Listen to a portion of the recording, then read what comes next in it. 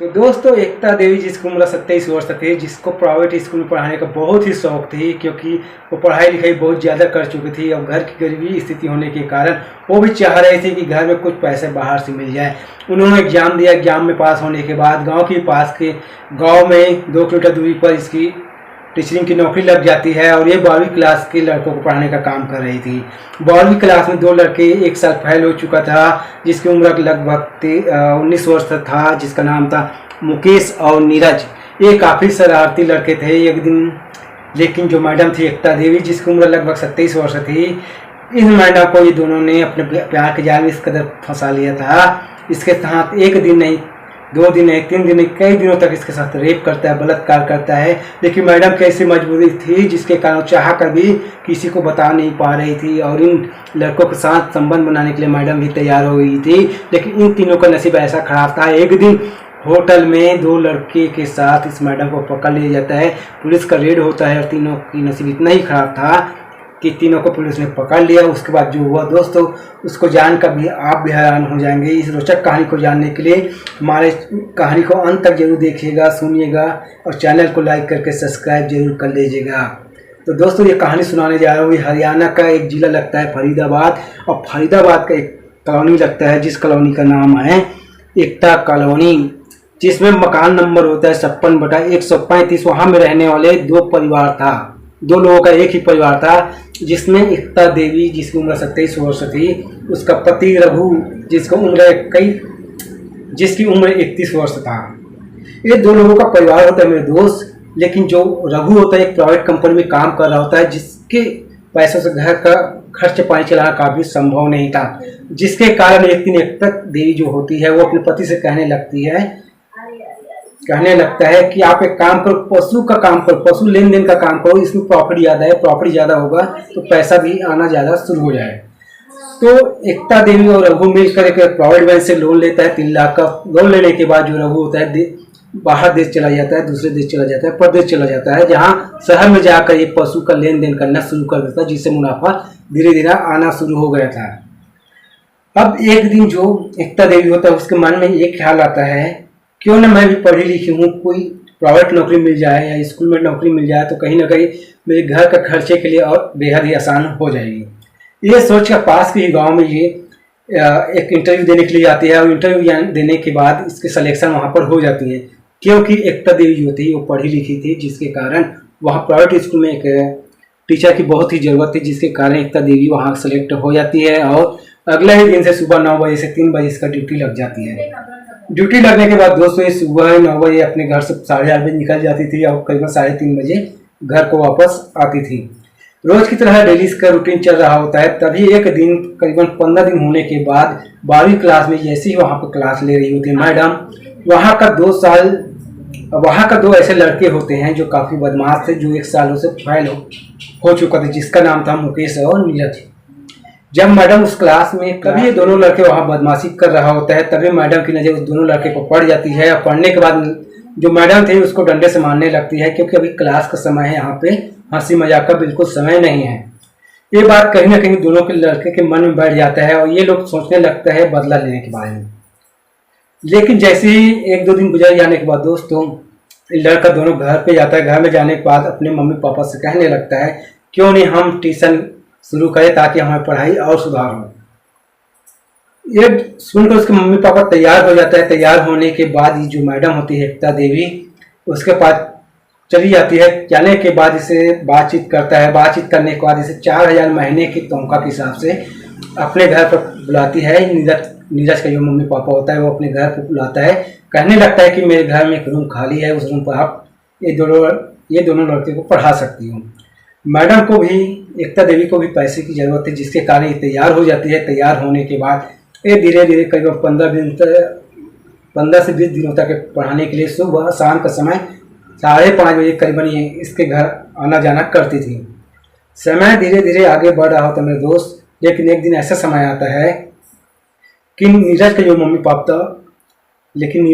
पापा होता है उसको किसी काम के कारणवश उसे बाहर जाना होता है और वो बाहर चले जाते हैं। तभी दोस्तों जो नीरज का मन एक ख्याल आता है, क्यों ना झूठ मूठ का एक बर्थडे पार्टी बनाया जाए और उस बर्थडे पार्टी में अपनी मैडम को इन्वाइट किया जाए। और तभी लोग प्लानिंग बनाते हैं। प्लानिंग के तहत उन्होंने करीबन अगला दिन सुबह 4 बजे, शाम का 4 बजे मैडम को कॉल करती है। कॉल करने के बाद उस मैडम से कहने लगता है कि मैडम आज मेरा बर्थडे पार्टी है, आपको इनवाइट कर रहा हूँ, आपको आना ही होगा। तो मैडम कहने लगता है मैं 4 बजे नहीं आ पाऊंगी, लेकिन करीबन 5:30 बजे के आसपास जरूर आऊंगी। इस बात को सुनकर नीरज और मुकेश काफी खुश हो जाता है। खुश होने के बाद ये लोग बर्थडे की तैयारी कर रहा होता है, लेकिन इसके मन में कुछ और चल रहा होता है। मैडम को भी मुझे बर्थडे पार्टी में जाना है, ये सोचकर वो बढ़िया से कपड़ा लगता साड़ी वगैरह पहनकर तैयार हो जाती है। अपने घर से 5 बजे वो निकल जाती है। निकलने के बाद जैसे ही नीरज के कमरे में पहुंचती है, पहुंचने के बाद देखता है कि वहाँ पर पूरी तैयारी हो चुकी थी। तैयारी होने के बाद मैडम जो थी एकता देवी, वो नीरज से कहने लगता है कि आखिर तुम्हारी मम्मी पापा कहाँ चली गई है, दिखाई नहीं दे रही। तभी नीरज कहने लगता है कि मेरे मम्मी पापा ये काम आने की वजह से मम्मी और पापा घर से बाहर चली गई है 2 दिनों के लिए। अभी 2 दिन वो बिल्कुल नहीं आएगी, क्योंकि वो मुझे पैसा देकर चला गया है। इस बात को सुनकर जो एकता देवी होती है वो कहने लगता है कोई बात नहीं, चलो बर्थडे की तैयारी करो। और उसमें कोल्ड ड्रिंक वगैरह लेकर आया हुआ था मुकेश और नीरज, तो सभी लोग मिलकर कोल्ड ड्रिंक वगैरह पीने लगता है। लेकिन कोल्ड ड्रिंक पीते ही वो मैडम जो थी एकता देवी वो बेहोश होने लगती है। और बेहोश होने के बाद वो वहीं पर गिर जाती है। गिर जाने के बाद दोस्तों मुकेश और नीरज का जो प्लानिंग था वो कहीं ना कहीं सक्सेस होते हुए नजर आ रहा था। और ये दोनों उस मैडम को एक कमरे में ले जाती है और ले जाने के बाद उसके साथ शोषण करता है, दुष्कर्म करता है, रेप करता है। और जैसे ही 1 से 2 घंटा होने का मैडम को होश आती है, मैडम देखती है कि वो खुले बदन नग्न अवस्था में रूम पर पड़ी थी। उसे देखकर मैडम काफ़ी हैरान हो जाती है। हैरान होने के बाद जैसे ही कपड़े वगैरह पहनकर रूम से बाहर आती है और देखता है कि सामने हॉल पर नीरज और मुकेश बैठा हुआ था, जिसको डांटने लगती है। लेकिन डांटने लगती है तभी मैडम नीरज और मुकेश अपने मोबाइल से एक वीडियो निकाल कर दिखाता है, जो उस समय बनाया हुआ एक अश्लील वीडियो होता है, जिसको देखकर मैडम हैरान हो जाती है। मैडम कहने लगती है आप लोगों को इस घटना के बारे में पूरी समाज को बताऊंगा, दुनिया के लोगों को बताऊंगा, आप लोगों को बेनकाब करके रहूँगा, ऐसा बोलने लगती है। लेकिन नीरज और मुकेश जब दुष्कर्म कर रहा था उस समय उन दोनों का अश्लील वीडियो बना लिया था, जिसके चलते मैडम कुछ कर नहीं पा रही थी। जैसे तैसे मैडम घर चली जाती है। घर जाने के बाद अगला ही दिन फिर कॉल आती है मैडम को। फिर मैडम फिर अगला दिन शाम को तैयार होकर फिर आती है। फिर आने के बाद उसके साथ वही कृत्य काम का फिर करते हैं मुकेश और नीरज। और अगला ही दिन नीरज और मुकेश के पिताजी और उसकी मम्मी गांव से वापस चला आता है।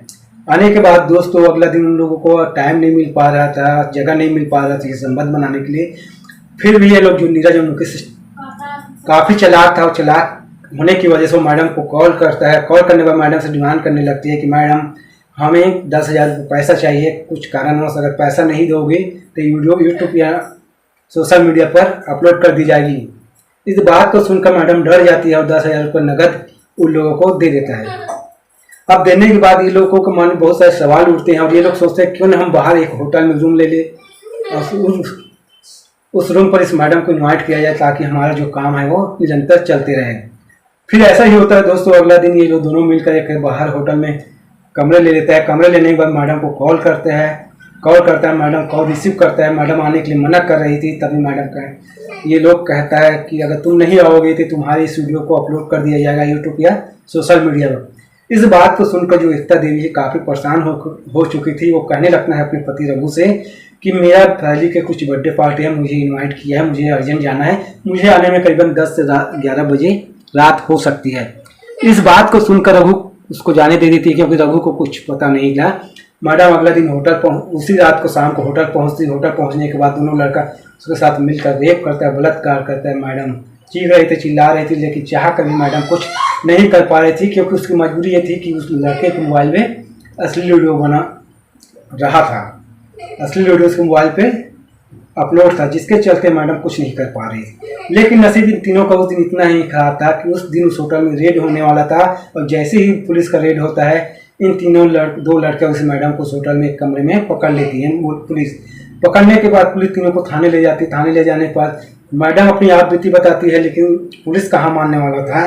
लेकिन मैडम कहने लगता है मैं बातों पर यकीन नहीं है सर, तो मैं आपको एक वीडियो दिखलाता हूँ, उस वीडियो को देखिए। और मेरे जो नीरज के मोबाइल पे एक वीडियो है, उसको आप देखिए। उस वीडियो को देखने के बाद पुलिस को कहीं ना कहीं यकीन हो जाता है और मैडम को वहाँ से जाने के लिए दे देता है। देने के बाद जो पुलिस होता है मुकेश और नीरज के खिलाफ मामला दर्ज किया जाता है, कोर्ट में ले जाता है। लेकिन कोर्ट में ले जाने के बाद इन लोगों को चार्जशीट तैयार किया जाता है, रिमांड में लिया जाता है। रिमांड में लेने के बाद इस लोगों को कोर्ट के आदेशानुसार इसे 7 साल की उम्र कैद की सजा सुनाई जाती है।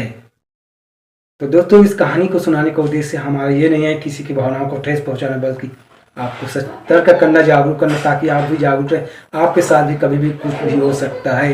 एकता देवी जिसे बहुत ही पैसा का लालच है, एकता देवी को ये पता नहीं था कि मेरे साथ ये सब कुछ हो सकती है, लेकिन आखिर क्या करें, मजबूरी ऐसी थी कि एकता देवी भी उन 19 साल के लड़कों के सामने झुकने के लिए मजबूर हो गई और उसके साथ संबंध बनाने के लिए आखिर तैयार हो गई। तो दोस्तों, लाइक करके सब्सक्राइब कर देना। फिर मिलते हैं एक नए कहानी के साथ, तब तक के लिए जय हिंद, बाय बाय, नमस्कार।